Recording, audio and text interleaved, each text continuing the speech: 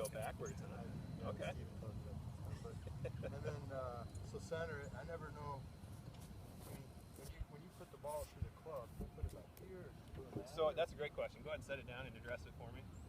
So for that ball, the sweet spot is right on the middle of that club face. Okay. So that's where we want to line the ball up on that club. It's right where we want to contact it with that club face. Okay. So if the sweet spot's right in the middle, that's where you're going to set the club. Okay. And right there, if you hold it, that ball. If I set this club right here, is that quite off your belt buckle? No. Correct. There you go. Good. Okay. So it's going to look really far back to you, but it's okay. Not bad. So you can check now if you keep your foot right there. That's where your divot started, okay? So we're going to keep an eye on that. So it's still a little bit too far behind the ball, right? Okay. So let's put this one here. Go ahead and set up to that one again. Right in the middle of your stance. Good. Like that. Good swing. Still a little behind it, but that was a little better. Let's set up. And what I see right now is you have that kind of these rounded shoulders here. So I'd like you to and you're kind of crowded. So you're a little bit too close to the ball, so you kind of have to do this. If you were to bend from the waist, you wouldn't have any chance of swinging that club. So I want you to back up a little bit. Try and squeeze your shoulder blades together a little bit. There you go. That looks a lot more athletic. Does that feel weird? It does. Good. That's all right. Got to get comfortable with that feel. Just give yourself some more room. Big athletic guy like you need to give yourself some room to let that club swing. Good. Really nice. That one you didn't take any divot, did you? That was awesome. So I have two names for these different shots. The chip shot I'm going to call none to none, and the pitch shot I'm going to call some to none. And that's just in terms of the wrist action. For a chip shot, none to none. So I'm not going to hinge or use my hands at all. I'm simply rotating my body. I'm using my core to help me swing this club. I'm not keeping my core still and flipping my wrists. This is some or a lot of wrist action, okay? I'm looking for none to none. So setup is very important for these shots in order to help us do this. Feet are close together. We're not swinging full speed, so we don't need the balance of a wide stance. We're going to stand a little closer to the ball, and as we stand closer, we choke down on the grip. That makes the club a lot easier to control. We move the ball a little bit back of center for this lower shot. If we need lower trajectory and more roll, move the ball back in your stance. So I'm going to play this about a ball's width back of center. And then I'm going to put my weight kind of on my left foot, just to get the grip. If I show it from this view, if I lean forward, the grip goes ahead of the ball. And that's going to help me hit that ball first and not hit the ground first. Okay? So I'll show you here. None to none. Feet together, ball back in your stance, weight on your left foot. Choking down on the club. And I'm going to keep my hands nice and quiet. Okay. Just focus on the follow through too. Notice how the club head stays really low to the ground and below my hands. If I have wrist action, that club passes my hands. I don't want any of that, okay? So I'll demonstrate again. Ball back in my stance, feet close together. Weight on my left side, choking down on the club. No wrist action to no wrist action. And then look at my follow through. My chest is facing the target. Club head is below my hands. Alright, so that's what we're going to do first. We're going to do the none to none shot. So the none to none, no wrist hinge on the backswing, no wrist hinge on the follow through. We're rotating to move that club. We're not just using our wrists and arms to swing that club, right? And that goes low. So now we have a pitch shot, trying to get over an obstacle, or maybe we're right on the edge of the green here. Maybe we're back there by the curb. We have a lot of long grass to get over. We can't chip it quite through this long grass. We get caught up. So we need to hit it up and over that long grass and get it on the green and roll out. So, no wrist hinge, kept that ball low.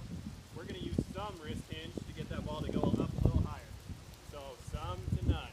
We're going to keep our body rotation the same as that nut to none. Okay? We're just going to add this right here. We're just going to hinge those wrists, pick that club up, and then we're going to swing the same way down and through impact. We're going to use that wrist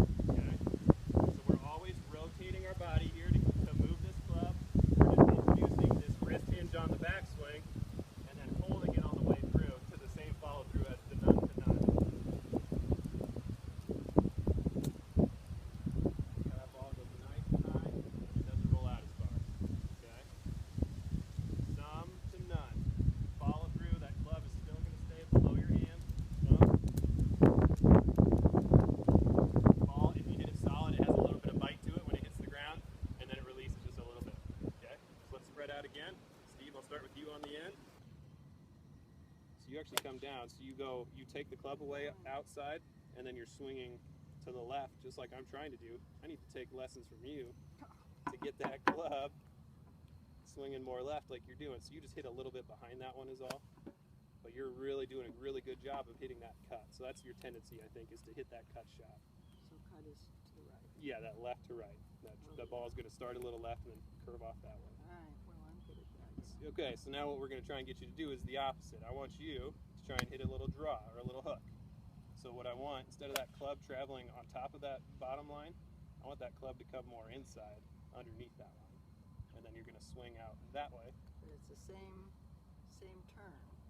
Correct. It's just All right, now. So where is it going to go now? So now instead of your hands coming so far this way away from your body, I want you to feel like you're more rotational and more closer to your body. Your armpits and your elbows are going to be a lot closer instead of really getting farther away as you pick that club up and out.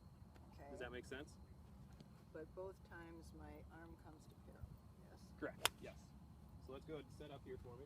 Okay.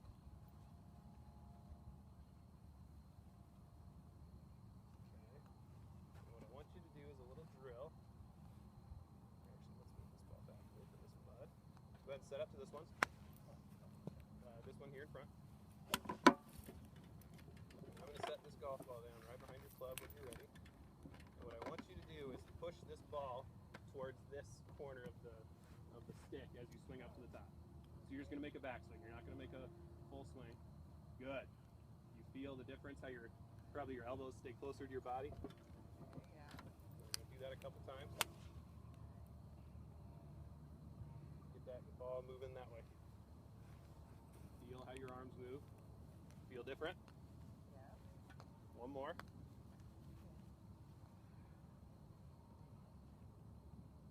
And go nice and slow on this one. Really feel how the arms move that club backwards, more inside as we'll call it. There you go, good. Okay, now go ahead and set the club back down and make a full swing. And that's all I want you to think about is just that different backswing. Instead of taking the club way out here, if you were if you were doing that drill with your normal swing, that ball would go this direction, okay? Because you're really taking that club outside. I want you to feel, how it goes more this way. And that's going to help you hit the ball to the left. Putting it in the sand, this is the club to get. And I hit on this in the chipping and pitching portion a couple of days ago. The way the wedge is designed, there's the sharp leading edge. So if you play the club square, that leading edge is very, very close to the ground. And then there's this back edge. And on a sand wedge, most of us have a trail edge. It's called the bounce. That is actually a little bit higher than that leading edge. If you hold it kind of straight, that trail edge is up a little bit higher than the leading edge. And that's to help us here out of the bunker. And when I say that, if you play the club square, that trail edge is up above the leading edge. So the leading edge is going to hit the ground first.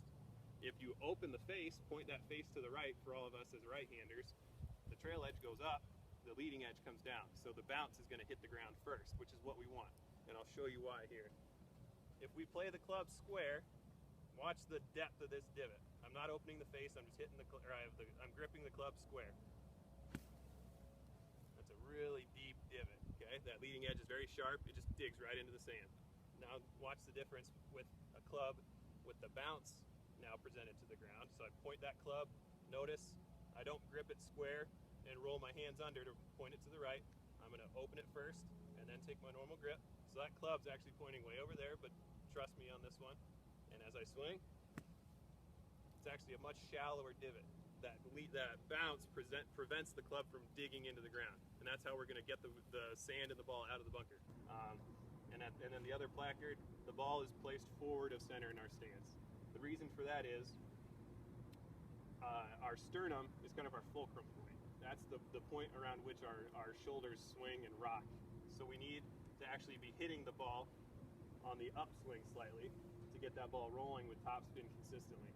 If you're playing the ball in the center or back of center, you're hitting the ball on the downswing and the ball hops and with backspin. That's why a lot of people, in all my private lessons, most people play the ball in the middle, they're hitting down on the ball, it hops and has backspin, and they hit it too long, too short, too long, too short, too long, too short.